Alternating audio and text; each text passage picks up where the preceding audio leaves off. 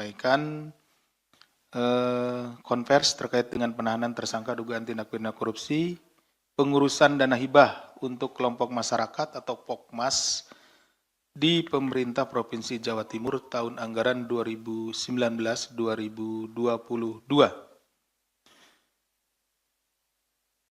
Perlu rekan-rekan ketahui bahwa pokok-pokok pikiran atau pokir itu adalah gagasan dan aspirasi masyarakat yang dititipkan kepada anggota legislatif ya sebagai perwakilannya di Dewan Perwakilan Rakyat untuk diusulkan dalam rencana pembangunan daerah melalui penyusunan anggaran pendapatan dan belanja daerah atau APBD. Jadi masing-masing anggota dewan dari daerah pemilihannya atau dari dapilnya kemudian menyerap aspirasi ya dari masyarakat berupa pokok-pokok pikiran itu, misalnya apa saja yang kurang ya di daerah tersebut atau yang perlu dibangun di daerah pemilihan tersebut, kemudian itu selagi masa reses dikumpulkan, kemudian nanti akan dibawa ke persidangan dan nanti akan menjadi pokok-pokok pikiran. Misalkan apakah pembangunan fisik seperti jalan, kemudian jembatan, sekolah, atau mungkin rutilahu dan lain-lain, termasuk juga irigasi dan yang lainnya, itu yang akan menjadi pokok pikiran tersebut dan nanti akan dimasukkan di dalam penyusunan anggaran pendapatan dan belanja daerah atau APBD. Sehingga pokir disusun bukan hanya merupakan aspirasi atau pihak kelompok tertentu, namun berdasarkan kebutuhan real. Jadi pada saat reses tersebut, nah ini realnya ya, anggota dewan itu ke daerah-daerah, ke daerah pemilihannya, kemudian ada aspirasi atau menyerap aspirasi dari masyarakat. Dalam perkara ini terungkap bahwa selain menyusun aspirasi tidak berbasis pada kebutuhan dari masyarakat, anggaran yang disiapkan untuk program pokir juga justru dikutip oleh oknum-oknum tertentu. Jadi pada kenyataannya, ya walaupun ada masa reses, ini khusus untuk perkara yang kami tangani ya, yang kami peroleh informasi bahwa yang seharusnya pokok pokiran itu berdasarkan dari masyarakat atau bottom up ya.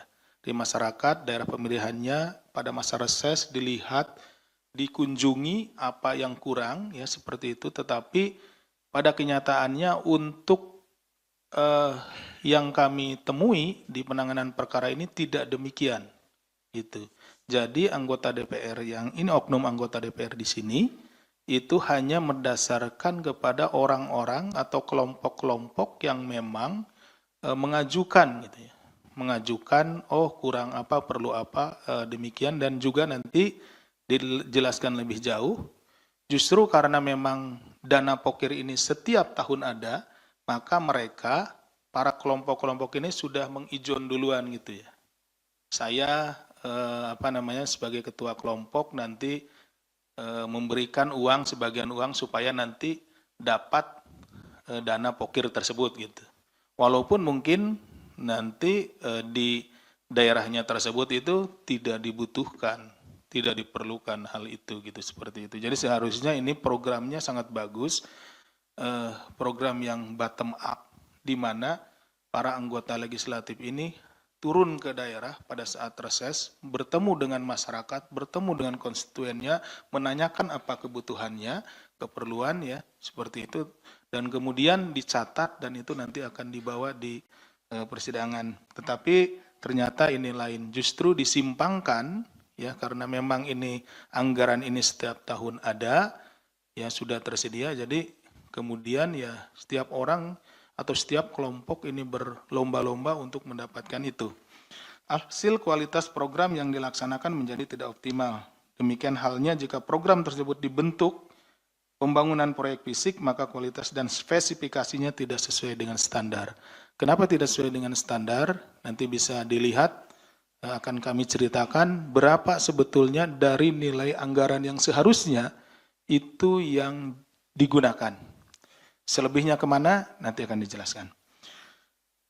KPK akan menyampaikan perkembangan penyidikan dugaan tindak pidana korupsi terkait pemberian hadiah atau janji dan penerimaan hadiah atau janji terkait pengurusan dana hibah untuk kelompok masyarakat (Pokmas) dari APBD Pemerintah Provinsi Jawa Timur tahun anggaran 2019-2022.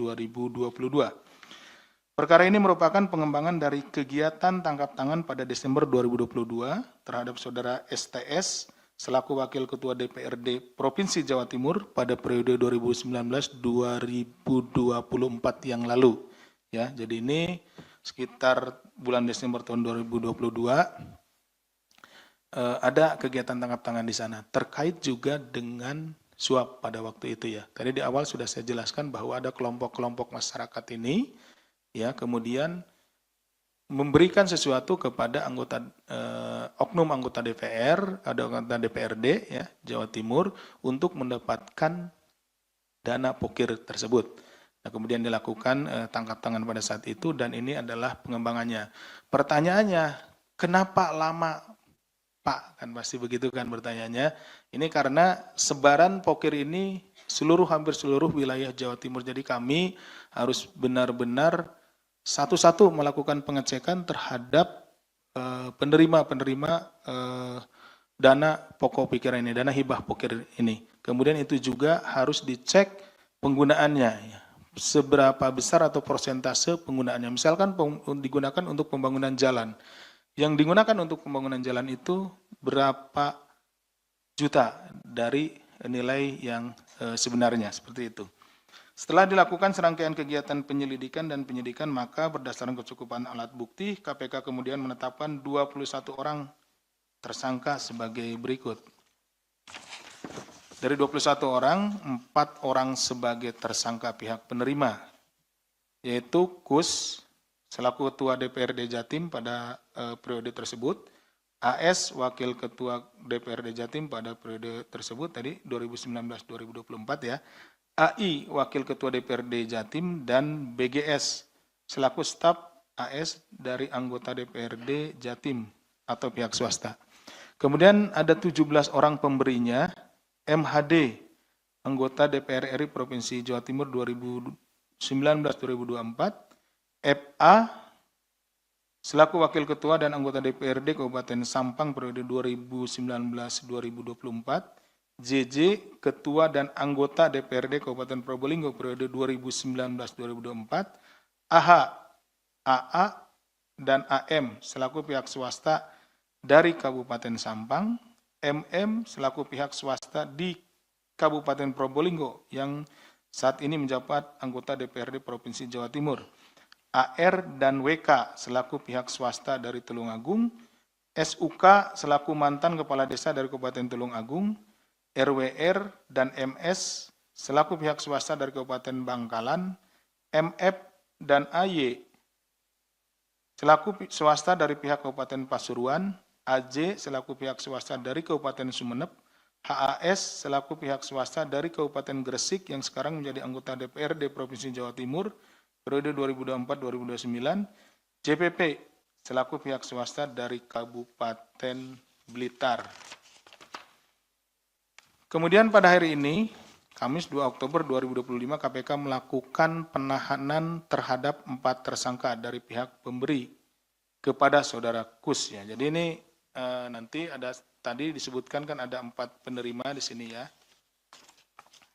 Ada KUS, AS, AI, BGS. Jadi masing-masing dari 4 penerima ini nanti ada pemberinya masing-masing gitu ya. Pemberinya tidak satu. Jadi pemberinya ada yang 4, ada yang 5 gitu ya. Seluruh tadi pemberinya ada 17 orang. Yang di penerimanya ada 4 orang. Nah, yang saat ini ditahan adalah pemberi untuk tersangka penerima Saudara KUS ya. Dari 4 orang tersebut yaitu HAS, anggota DPRD Jatim periode 2004-2009 atau pihak swasta dari Kabupaten Gresik, JPP selaku pihak swasta dari Kabupaten Blitar, SUK selaku mantan kepala desa dari Kabupaten Tulungagung, dan WK selaku pihak swasta dari Tulungagung. Nah, seharusnya ini 5 hari ini ya kami panggilnya, tetapi untuk WR sudah berkirim surat kepada kami minta dijadwalkan ulang pemeriksaannya karena kondisi kesehatannya tidak memungkinkan. Jadi sudah dipanggil pada hari ini yang bersangkutan mengirimkan surat ya karena alasan kesehatan. Terhadap keempat tersangka tersebut dilakukan penahanan untuk 20 hari pertama terhitung mulai tanggal 22 Oktober 2025 hari ini sampai dengan tanggal 21. Maaf ya, saya ulangi. Mulai tanggal 2 Oktober tahun 2025 hari ini sampai dengan 21 Oktober 2025 di Rutan Cabang KPK Merah Putih. Adapun konstruksi perkaranya, nah ini konstruksi perkaranya, terdapat dugaan pertemuan antara pimpinan DPRD Jatim bersama-sama praksi untuk menentukan jatah hibah pokir tahun 2019-2022 bagi setiap anggota DPRD Jawa Timur. Ya, jadi nanti dari APBD itu diberikan gelondongan gitu ya, kemudian dibagi. Ini pertemuan antara pimpinan dan juga praksi yang sana dibagi berapa untuk anggota, kemudian berapa untuk ketua praksi dan lain-lain dan perangkat di dewan. Itu beda-beda. Ya. Kemudian terhadap saudara Kus, nah Kus tadi kan anggota DPRD, tapi kan ada jabatannya di sini nih. Kus selaku ketua, nah agak beda kan ya. Bahwa saudara Kus mendapat jatah dana hibah pokir mencapai 398,7 miliar. Ya. Dengan rincian sebagai berikut ini untuk 4 tahun ya. 54,6 miliar tahun 2019, 84,4 miliar tahun 2020, 124,5 miliar tahun 2021, dan 135,2 miliar tahun 2022. Kemudian dari jatah pokir saudara Kus tersebut diantaranya didistribusikan masing-masing. Ya.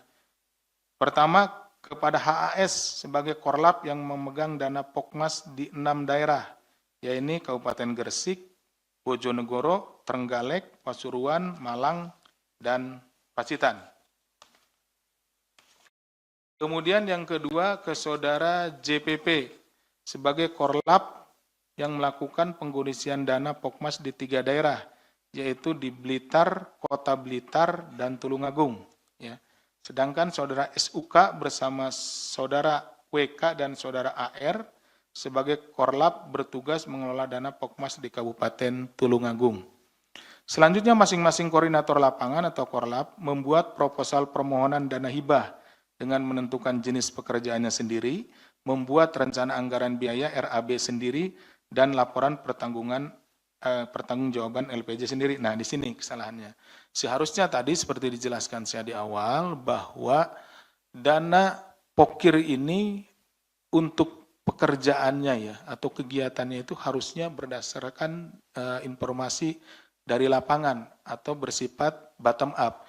Jadi anggota dewan pada masa resesnya berkunjung ke dapilnya masing-masing dan beraudiensi dengan masyarakat atau konstituennya, ini menanyakan atau mencari informasi apa saja bangunan fisik atau yang diperlukan ya, bangunan fisik yang diperlukan atau hal-hal lain yang perlu ada peningkatan kualitasnya ataupun peningkatan pembangunannya. Misalkan jalan, kemudian juga irigasi, bangunan sekolah, atau bangunan yang lainnya. Tetapi pada kenyataannya, karena memang dana pokir atau dana hibah pokir ada setiap tahun, dan sudah berjalan di beberapa tahun gitu ya.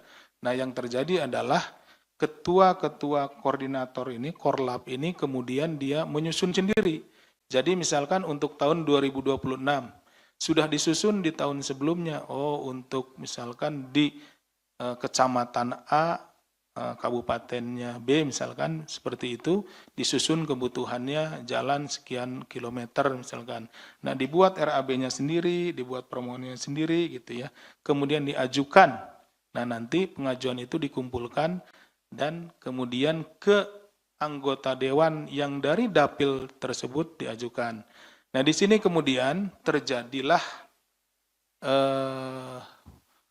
tindak pidananya kenapa? Karena kemudian untuk mendapatkan proyek tersebut, mendapatkan ya atau proposalnya tersebut disetujui, nah para korlap ini pada akhirnya memberikan sejumlah uang.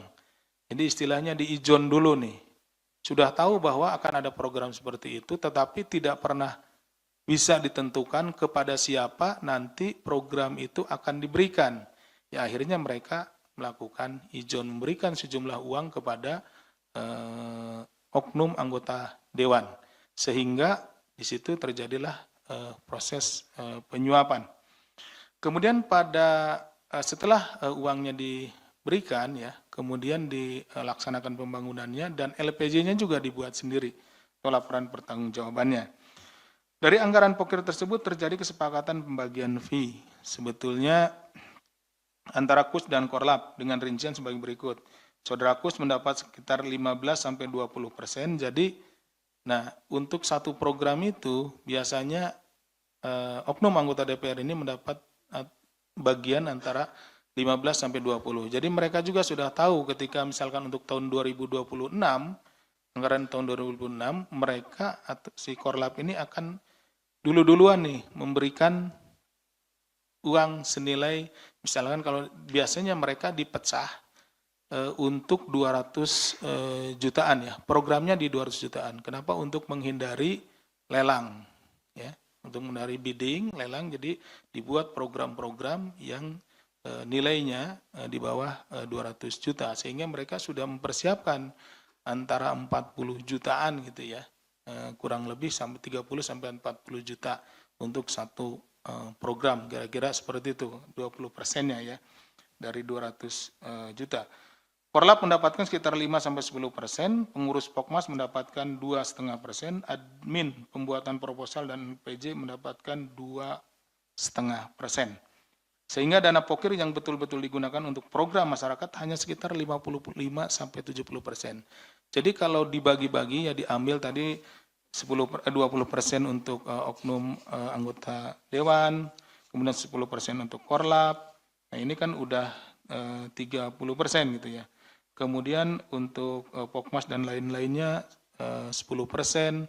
Nah yang diterapkan itu hanya sekitar 55% gitu. Bayangkan, dari anggaran yang 100% kemudian hanya 55%. Itu pun kemudian belum diambil keuntungannya oleh yang pelaksana.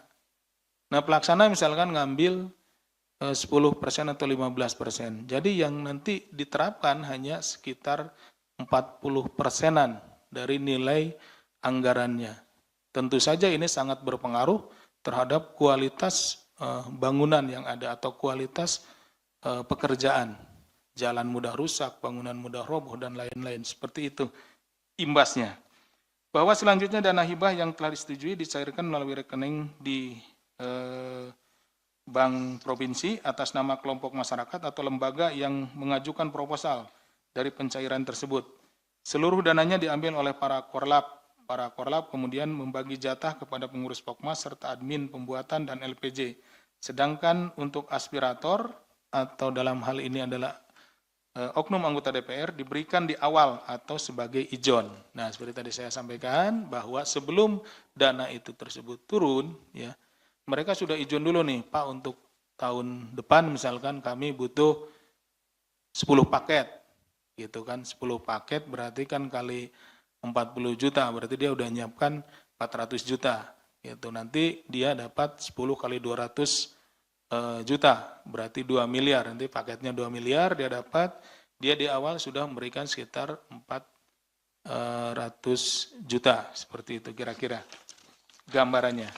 Pada rentang 2019-2022, Saudara Kus telah menerima komitmen fee setelah transfer melalui rekening istrinya dan staf pribadinya atau tunai yang berasal dari beberapa korlap mencapai total 32,2 miliar. Ya, ini dari 20%-an tersebut. Dengan rincian sebagai berikut. Dari saudara JPP sejumlah 18,6 miliar atau 20,2% dari total dana hibah yang dikelola sebesar 91,7 miliar. Dari saudara HAS senilai 11,5 miliar atau 30,3%. Bahkan ini ada yang lebih lagi nih. 30,3%. Kenapa ada yang lebih? Tadi terjadi kompetisi ya di antara para korlap ini karena tahu bahwa ada program hibah ini, makanya untuk misalkan tahun depan, tahun 2026, ada yang berani bayar 20%, tapi kemudian ada lagi yang lebih berani bayar 30%. Nah, kebayang makin kecil saja nanti anggaran yang digunakan untuk pembangunannya.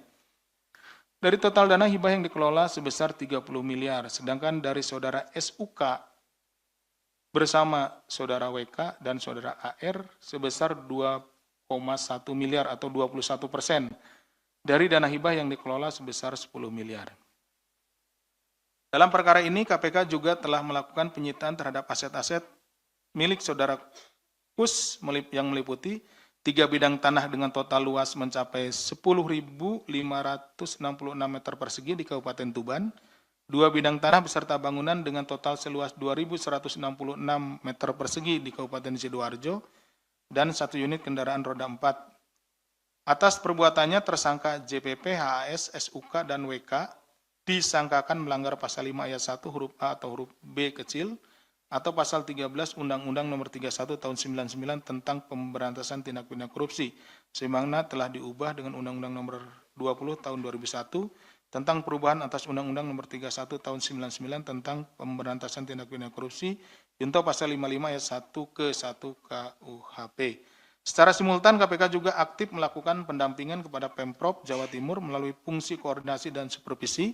Jadi setelah kejadian ini, Kedeputian Koordinasi dan Supervisi juga melakukan pendampingan ya, karena program pokir ini, hibah pokir ini adalah memang program yang baik ya, program yang bagus, di mana program ini sebetulnya bagaimana menyerap aspirasi masyarakat terkait dengan apa-apa yang diperlukan, pembangunan apa saja yang diperlukan di masyarakat. Jadi dengan adanya praktek tindak pidana korupsi yang berhasil dibongkar, kami dari KPK melalui Kedeputian Koordinasi dan Supervisi melakukan pendampingan supaya hal ini tidak terjadi kembali, dan pelaksanaan program pokir ini bisa dilaksanakan dengan sebaik-baiknya dan bisa memberikan manfaat yang sebesar-besarnya kepada masyarakat. Tentunya pembenahan dalam proses perencanaan dan penganggaran agar tidak terjadi tindak pidana korupsi kembali. Adapun KPK telah memberikan sejumlah rekomendasi perbaikan pada Pemprov Jatim, diantaranya penajaman tujuan pemberian hibah agar selaras dengan program prioritas daerah, kemudian penetapan kriteria penerima hibah yang selektif dan berbasis indikator terukur, transparansi dalam verifikasi dan seleksi penerima hadiah, serta pembangunan database terintegrasi antara pemerintah kabupaten, kota, provinsi, dan pusat, sehingga benar-benar bisa awasi. Selanjutnya, penyaluran dana hibah perlu didukung teknologi sehingga digitalisasi sistem informasi hibah yang dapat diakses publik secara real time sangat diperlukan. Jadi masyarakat bisa melihat berapa nilai hibahnya yang diberikan di daerahnya dan digunakan untuk apa saja, sehingga bisa ada masukan atau feedback dari masyarakat kepada pemerintah daerah. Kemudian penguatan mekanisme pengawasan dan pelibatan masyarakat melalui kanal pengaduan publik, dan yang terakhir ada kolaborasi dengan Bank RKUD untuk merancang mekanisme pencairan hibah yang akuntabel. Terakhir, KPK menegaskan atas dana hibah untuk masyarakat ini tidak ada pungutan biaya, sehingga tidak ada mekanisme suap-menyuap dalam prosesnya. Dengan demikian, anggaran hibah ini bisa betul-betul bermanfaat secara optimal untuk masyarakat. Demikian yang bisa kami sampaikan.